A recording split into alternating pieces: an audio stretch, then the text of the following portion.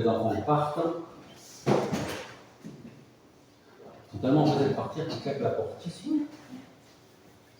Nous allons poursuivre, et j'ai presque envie de dire, de débuter l'étude sur le passage que nous retrouvons en Matthieu chapitre 5. Je vous invite à ouvrir vos Bibles. Dans l'évangile de Matthieu au chapitre 5, et pour ceux qui étaient là la semaine dernière, nous avons fait une introduction, nous avons juste survolé un petit peu ce que nous allons à partir d'aujourd'hui commencer à étudier. Donc si vous voulez vous remettre en mémoire la prédication de la semaine dernière, je vous invite à aller sur la chaîne YouTube pour revoir, réécouter la première prédication sur l'introduction aux béatitudes. Et ce matin, nous allons commencer avec la première qui se trouve au verset 3. Alors, juste pour le contexte, on va lire versets 1, 2 et 3 pour ce matin. Et nous lisons. Voyant la foule, Jésus monta sur la montagne, il s'assit et ses disciples s'approchèrent de lui. Puis il ouvrit la bouche et se mit à les enseigner.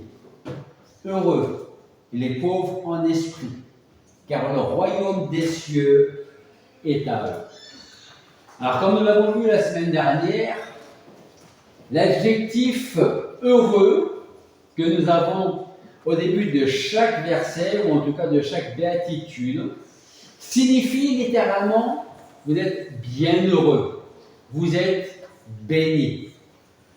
Et ici, dans ces différents versets que nous allons prendre le temps d'étudier, nous verrons, comme on l'a vu la semaine dernière, que ce terme décrit plus qu'une émotion passagère. Ce n'est pas quelque chose que j'ai pendant juste un instant, quelques jours, et après ça disparaît, et puis ça revient, et puis ça redisparaît.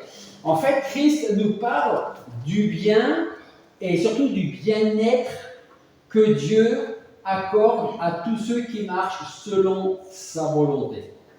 Alors, juste un petit rappel de la semaine dernière, ce passage sur les béatitudes peuvent, en tout cas pour le monde, mais aussi pour nous chrétiens, sembler un peu contradictoire. Parce que comment je peux être heureux si je suis, pour reprendre le terme, pauvre d'esprit? Comment est-ce que je peux être heureux si je pleure? Comment est-ce que je peux être heureux si je suis maltraité? Il y a une contradiction. On a l'impression que c'est une véritable contradiction et qu'il faut être, selon l'esprit du monde, complètement fou pour devenir chrétien, parce que si tu es chrétien, tu seras bien heureux si tu pleures, tu seras bien heureux si tu es maltraité, tu seras bien heureux si tu es un peu simple d'esprit. Hein? Donc, qu'est-ce que le Seigneur veut nous dire très exactement? Ce que nous avions dit la semaine dernière, c'est que pour beaucoup de personnes dans le monde, le bonheur se trouve en fait dans les richesses, ce que j'ai, ce que je possède, ce que j'ai pu acquérir de par moi-même. Mais le bonheur, ça peut être aussi peut-être le fait de dire je peux partir en vacances quand je veux, j'ai une super voiture, une super maison, j'ai plein de plaisirs que je peux faire et avoir. C'est peut-être l'abondance des loisirs que la société peut nous permettre d'avoir. Pour moi, dans le monde, ça c'est le bonheur. Faire ce que je veux, où je veux, quand je veux. Aujourd'hui, on va se concentrer sur le verset 3 qui nous dit « Heureux les pauvres en esprit, car le royaume des cieux est à eux ». Et prenons un moment pour méditer sur cette première béatitude que Jésus met en avant. Une béatitude que le monde ignore, voire même méprise. Heureux les pauvres en esprit. Tout le monde a ce même terme dans les différentes versions que vous avez. Heureux les pauvres en esprit. Les pauvres en esprit. Okay. Je vous pose la question parce que pour le monde, être pauvre en esprit, ça peut vouloir dire les simples d'esprit. Et si je vais dire que quelqu'un est un peu simple d'esprit, qu'est-ce que je suis en train de dire par rapport à cette personne? Il est un peu simple d'esprit, lui, hein? Ou elle? Manque d'intelligence. Comme on dit aussi par chez nous, il n'a pas toutes les lumières il n'a pas la lumière à tous les étages. Je ne sais pas si vous le dites du côté de Brive, mais en tout cas, on le dit ici, il n'a pas la lumière à tous les étages, il a un peu ça d'esprit quand même, le type. Heureux les pauvres en esprit. Qu'est-ce que ça veut dire exactement? Qu'est-ce que le Seigneur veut dire très concrètement quand il dit heureux? Ça c'est bien, moi je veux être heureux. Les pauvres en esprit. Est-ce que je suis pauvre en esprit? Qu'est-ce que ça veut dire, être pauvre en esprit? Est-ce qu'il parle des pauvres matériellement parlant? Est-ce qu'il parle de ceux qui n'ont pas beaucoup de revenus? Est-ce qu'il parle d'argent? Est-ce qu'il parle, le pauvre, il a une voiture, tous les matins, il se demande si elle va démarrer, sa maison elle prend l'eau par le toit dans tous les sens. Lui, c'est vraiment quelqu'un de pauvre. Est-ce qu'on parle de cette pauvreté-là? Parce que le Seigneur parle de cette pauvreté-là. Est-ce qu'il parle de ceux qui ne sont pas très intelligents, les simples d'esprit? En fait, à ces questions-là, la réponse est non. Christ ne parle pas de la pauvreté par elle-même. Il ne parle pas d'une connaissance intellectuelle, parce qu'on peut être aussi brillant qu'Einstein et être complètement pauvre en esprit. Les pauvres en esprit sont ceux qui se sentent pauvres là, dans leur vie intérieure. Ceux qui se sentent moralement et spirituellement pauvres et qui, par ce fait, veulent rechercher les vraies richesses, pas celles qu'on trouve dans le monde, mais celles qui viennent d'en haut. Les pauvres en esprit sont ceux qui se tournent vers le Seigneur parce qu'ils savent que s'ils ne le font pas, j'ai aucun autre but dans la vie. Je ne peux réussir à rien faire si je ne me tourne pas pour vivre sous le regard de Dieu. Et on peut lire un passage, je vais vous lire un passage qui est le psaume 34, verset 7. Si vous prenez des notes, le psaume 34, 7 qui nous dit « Quand un malheureux crie, l'Éternel entend et le sauve de toutes ses détresses. » Alors en fait, quand Jésus dit « Heureux les pauvres en esprit », il désigne celui qui est pauvre spirituellement. Jésus nous parle de celui qui sait, du verbe savoir, qu'il ne possède rien et que sur le plan spirituel, ou en tout cas par rapport à Dieu, il n'est rien si Dieu ne le change pas.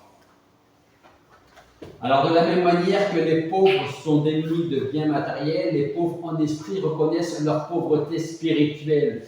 Les pauvres en esprit ont la lucidité et l'humilité de voir leurs besoins absolus en Dieu ainsi que de Jésus-Christ comme Seigneur et Sauveur. Être pauvre en esprit, c'est accepter cette dépendance totale envers celui qui me donne tout, qui me garde, qui me connaît, qui sait quand je me lève, quand je m'assois, quand je pars, quand je marche, quand je dors. C'est cette dépendance totale. Rappelez-vous, la semaine dernière, on a parlé de l'autosuffisance, et dans certaines églises, c'est l'autosuffisance. On se suffit à nous-mêmes. Pas besoin de discipline, parce que si on fait la discipline, il y a des gens qui vont partir de l'église. Comme j'en ai dit à tout le monde, pas de discipline. L'autosuffisance, tout le monde est content, oui, ben super, on continue comme ça. Le monde refuse cette pauvreté d'esprit, et c'est compréhensible. Pourquoi?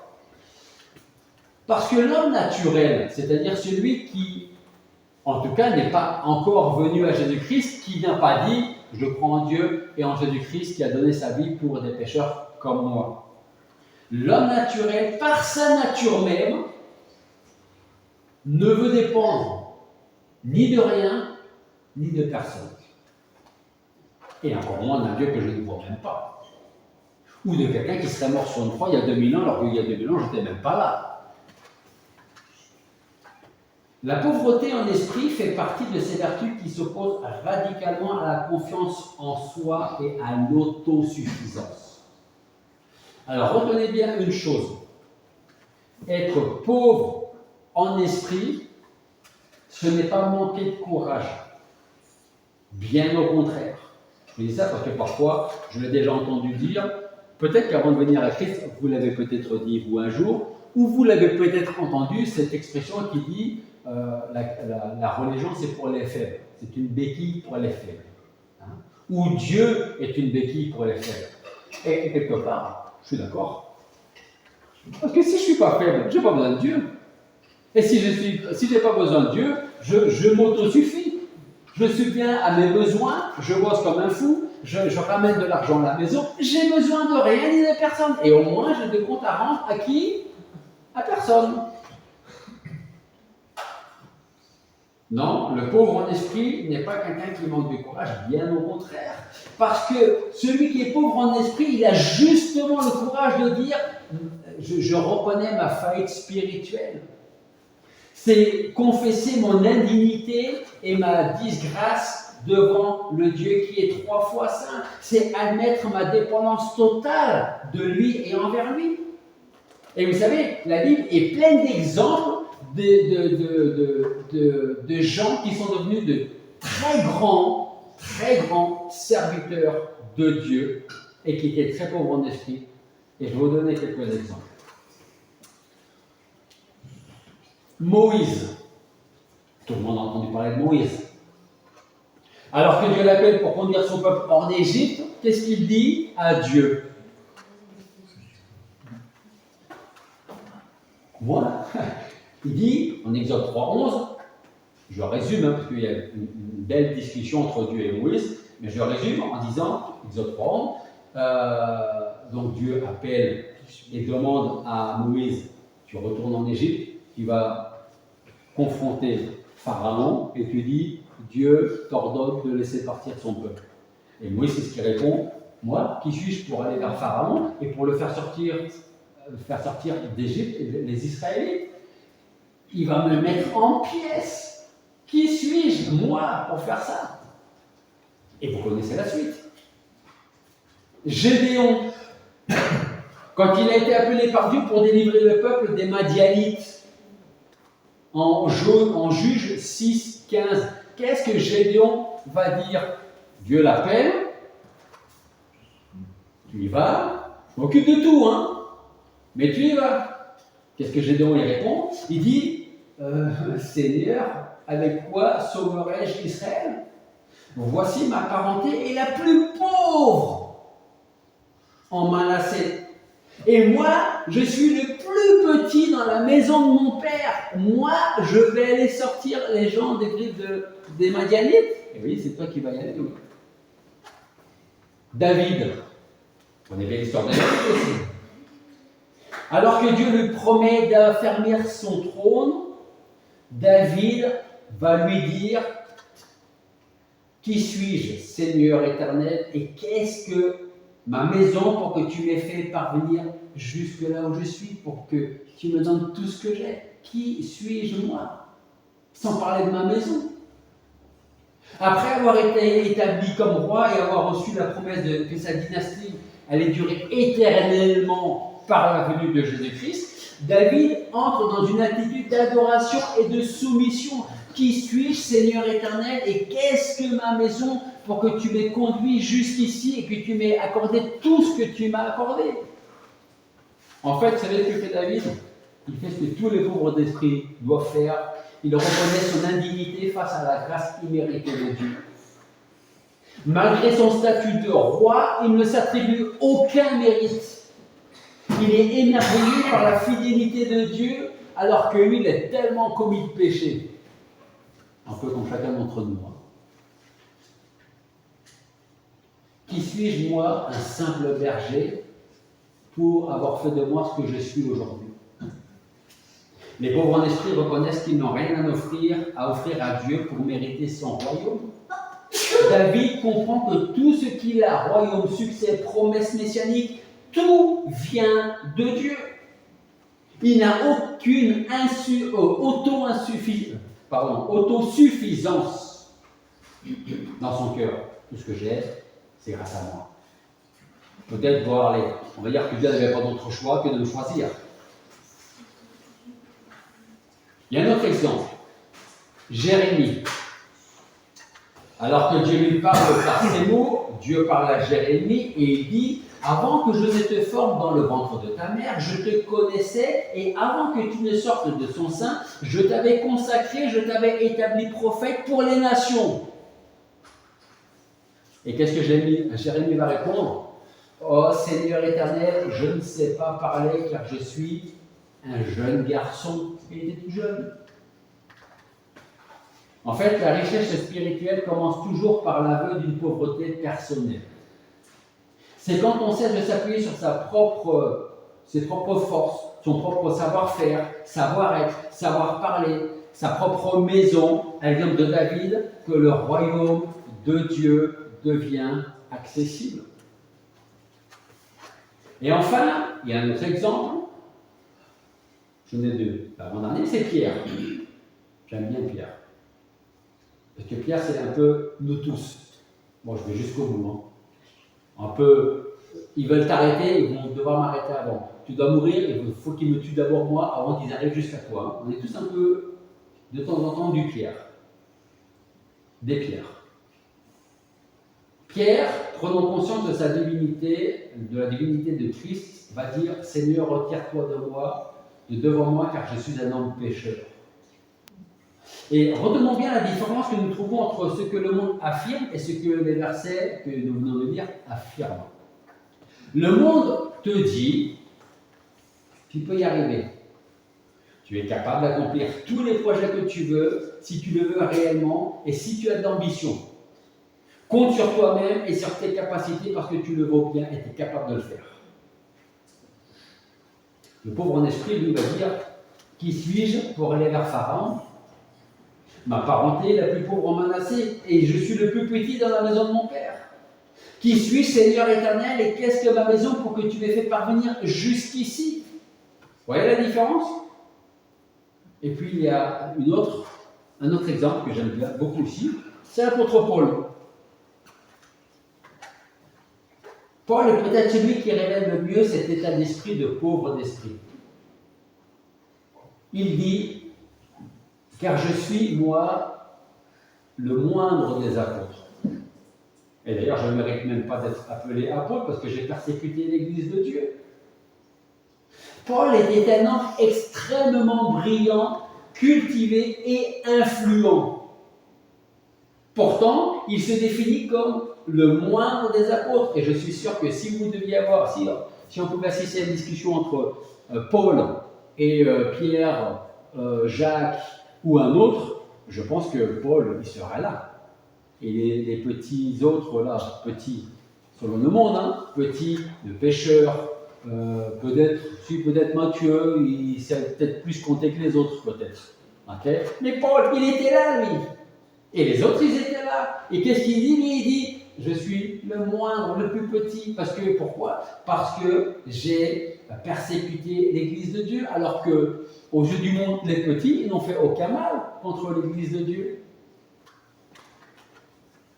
Sa pauvreté en esprit réside dans sa mémoire. C'est-à-dire quoi? C'est-à-dire que Paul, il n'oublie pas d'où il vient.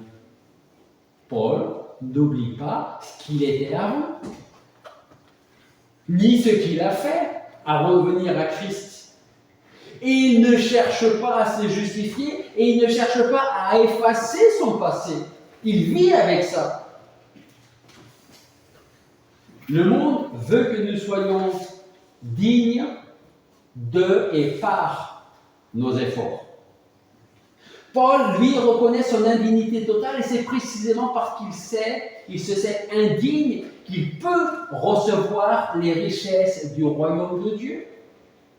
Immédiatement après qu'il ait dit « je suis le plus petit, le moindre parce que j'ai persécuté l'Église », juste après, vous savez ce qu'il dit? « Par la grâce de Dieu, je suis ce que je suis ». Je me rappelle de ce que j'étais avant. Et dans ma mémoire, moi, je regardais les gens comme ça. Voilà. Et aujourd'hui, je les regarde comme ça. Parce que je suis juif avec les juifs, je suis grec avec les grecs, je m'adapte à tout le monde. Il n'avait pas 50 chemises, hein, mais c'est qu'il s'adaptait aux gens à qui il parlait pour annoncer l'évangile. Je me rappelle d'où je viens. Je sais ce que j'ai fait avant. Ça, c'est la définition parfaite du pauvre en esprit. Celui qui ne possède rien de lui-même, mais qui reçoit tout de Dieu. Moïse, c'est la pauvreté d'esprit face à la mission, l'incapacité d'agir seul. David, c'est la pauvreté de l'esprit face à la réussite, la gratitude dans la gloire. Si j'ai tout ce que je possède, c'est pas grâce à moi. Hein. Il y a Jérémie, c'est la pauvreté de l'esprit face à l'immaturité, la faiblesse de la jeunesse, il était tout jeune. Paul, c'est la pauvreté de l'esprit face à la faute, le besoin de pardon malgré le talent qu'il avait, ou les talents qu'il avait. En fait, le pauvre en esprit se caractérise donc par, une bouche fermée dans le sens où il ne va pas dire « Regardez tout ce que j'ai, c'est grâce à qui tout ça hein ?» Mais il a une bouche fermée, il ne se fait aucune illusion sur lui-même. Si Dieu ne m'avait pas donné ça, je ne le posséderais pas aujourd'hui. Tout comme le salut. Le pauvre en esprit ne cherche aucune excuse et ne cherche pas à justifier son comportement. Il se voit tel qu'il est réellement. Il voit les ténèbres qu'il peut y avoir dans sa vie, dans son cœur, en confessant que son cœur est tortueux et méchant. Et qui peut le connaître? Même pas moi-même, mon propre cœur.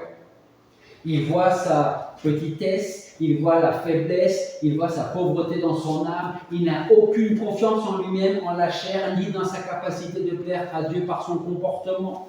Parce que on peut dire comme l'apôtre Paul, le bien que je veux faire, je veux louer le Seigneur, j'arrive pas à le faire, mais le mal que je ne veux pas faire, c'est lui qui, en ce moment, peut-être domine dans ma vie. Alors là, peut-être que vous êtes en train de me dire, si j'avais su tout ça, je ne serais pas venu à l'église. Parce que là, en fait, ce que je suis en train de comprendre, c'est que je suis juste un bon à rien. C'est un peu vrai, mais pas complètement. Pas complètement dans le sens où ne croyez pas que vous n'êtes pas précieux aux yeux de Dieu. Parce que si vous n'étiez pas, si je n'étais pas précieux aux yeux de Dieu, il n'y aurait pas de croix sur ce mur-là. Christ n'aurait jamais donné sa vie il y a 2000 ans pour des gens qui ne méritaient absolument pas et qui ne mériteront jamais. En fait, comme je vous l'ai dit la semaine dernière, en apportant les béatitudes, Jésus ne fait qu'inverser les valeurs du monde. Heureux les pauvres en esprit. Heureux ceux qui pleurent. Heureux ceux qui sont maltraités. Et ça, c'est normal parce que le monde a toujours cherché, le Seigneur a toujours cherché et cherche encore à déconcerter le monde, aller à l'encontre du monde. Pourquoi? Parce que le monde, avec sa sagesse, est incapable de comprendre la véritable joie profonde qui se cache derrière cette pauvreté d'esprit qu'on pourrait appeler aussi l'humilité. Alors, une question se pose ce matin. À qui appartient le royaume de Dieu? Ou je vais plutôt vous dire à qui il n'appartient pas. Aux orgueilleux. Alors, c'est pas moi qui le dis, c'est la parole de Dieu. Aux orgueilleux, aux puissants, à ceux qui trouvent leur justice dans leur religion, dans leurs actes, dans leurs croyances, dans leur propre capacité. Le royaume de Dieu n'appartient pas à ceux qui pensent n'avoir besoin de personne, ni à ceux qui croient que leur propre force suffit à tracer un chemin jusque devant la porte du royaume. En fait, Dieu accorde son royaume à tous ceux qui sont totalement indignes du royaume. Et c'est la contradiction du monde. On te donne ça parce que tu as réussi. On te félicite. On te l'accorde. Toi, par contre, un peu comme à l'école, hein, les bons points, les bons points, il y a 40 ans en arrière, hein, on va voir 50 ans en arrière. Mais on va donner quelque chose parce que j'ai réussi, parce que je suis meilleur que les autres.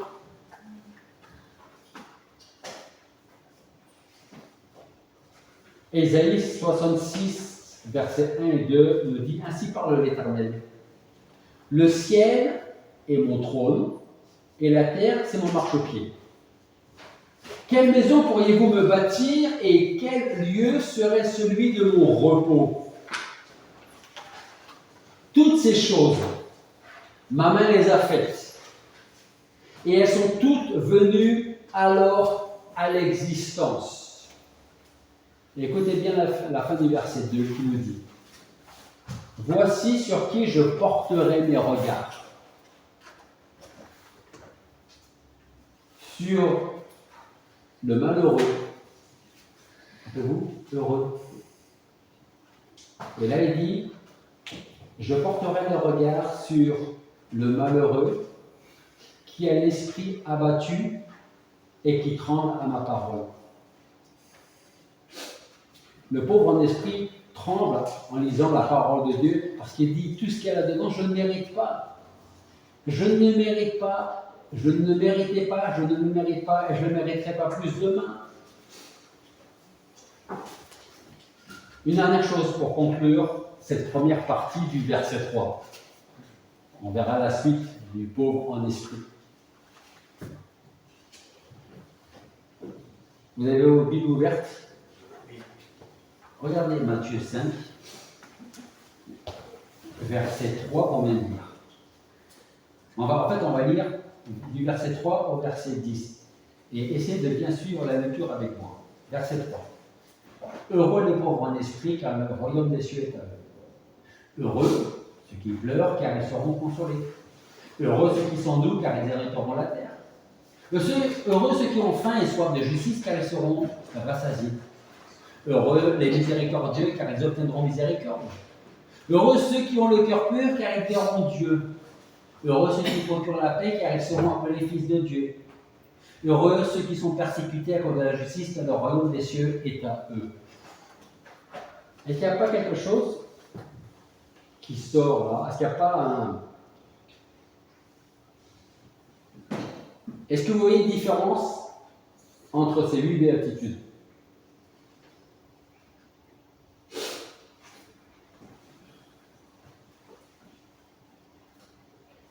Le verset 3 et le verset 10, le royaume des cieux est à eux. La première et la dernière béatitude, c'est conjugué au présent. Toutes les autres, c'est au futur. Heureux les pauvres en esprit, parce que le royaume des cieux est à eux. Pas il sera, il est. Le verset 10, heureux ceux qui sont persécutés à cause de la justice, car le royaume des cieux est déjà à eux. En fait, le royaume de Dieu est une réalité que l'on commence à posséder ici-bas, sur cette terre. Être pauvre en esprit est un bienfait et présent et éternel, tout simplement parce que la pauvreté en esprit nous met face à la réalité de notre vie et de notre âme. On possède déjà le royaume de Dieu, c'est ce qu'on peut appeler le déjà, mais pas encore. Est-ce que tu as le royaume de Dieu? Oui, parce que la Bible me le dit. Et Jésus-Christ, quand il s'adresse aux pharisiens, il dit, le royaume de Dieu s'est approché de vous. Il est là parce qu'il parlait de lui. Et celui qui possède Christ dans sa vie possède déjà le royaume de Dieu. Et un jour, on va rentrer dans le royaume de Dieu. Alors pour terminer la première partie de ce verset 3, heureux les pauvres en esprit, car le royaume des cieux est à eux, je voudrais vous donner juste l'introduction du prochain message avec 2 questions. Comment devenir un pauvre en esprit? Et l'autre question, c'est comment devenir cet homme ou cette femme humble que Dieu déclare heureux. D'ici là, examinons notre vie, notre cœur et posons-nous la question de savoir si nous aussi, aujourd'hui, à l'heure qu'il est, nous sommes des pauvres en esprit. Prions. Père Céleste, nous voulons te remercier parce qu'à travers ta parole, qui est tellement, pour le monde, contradictoire, et qui pourtant, pour nous, est tellement pleine de vérité et de sagesse. Tu dis que nous sommes déjà heureux, ou plus exactement, bien heureux et bénis, si nous sommes pauvres en esprit, si nous pleurons, si nous sommes débonnaires, si nous avons faim et soif de ta justice, même si nous sommes persécutés. Alors Seigneur, nous voulons te remercier parce que si nous ne sommes plus de ce monde, nous sommes toujours dans ce monde, mais tu nous as déjà accordé ton royaume. Et nous voulons vraiment, Seigneur, te remercier pour cela, pour ce que tu as fait par ton sacrifice sur la croix il y a un peu plus de 2000 ans. Je te remercie de nous avoir apporté ce sermon, cette prédication sur les béatitudes. Je ne sais pas comment les gens l'ont pris à leur époque, à ton époque, mais Seigneur, nous voulons te remercier parce qu'aujourd'hui, tu fais de nous des gens heureux, bienheureux et bénis. En tout cas, tous ceux qui se sont tournés vers toi. Alors je te prie pour que, s'il y a des personnes qui sont ici présentes ce matin, des personnes qui ne te connaissent pas, qui écoutent, qui regardent cette prédication, que tu veuilles changer leur cœur de pierre en cœur de chair afin qu'ils puissent croire et qu'eux aussi puissent être heureux, bienheureux et bénis et déjà posséder ce royaume. Merci d'avoir fait de nous ce que nous sommes. Comme disait l'apôtre Paul, c'est par ta grâce que je suis ce que je suis. Alors merci pour cette grâce que nous ne méritons pas et que nous ne mériterons jamais. Merci pour le regard que tu as eu envers nous, pour cette main qui nous conduit jour après jour. Merci de bénir chaque personne ici présente et de bénir ton Église. Et sans ton nom, nous te prions.